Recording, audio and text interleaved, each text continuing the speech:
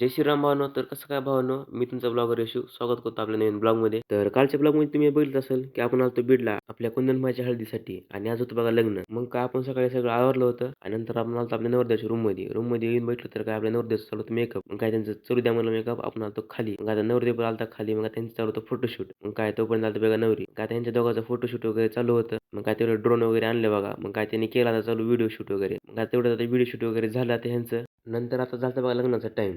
मग काय आता आपण आलो आपल्या हॉलमध्ये. मग काय त्या हॉलमध्ये येऊन बसलो होतो आणि आज आपण भेटलो बघा एका अमेरिकेतल्या छोट्याशा व्यक्तीला. स्टेट स्टेट पेन्सिल्वेन आणि दुसरे किती स्टेट आहेत? 50 स्टेट आहेत.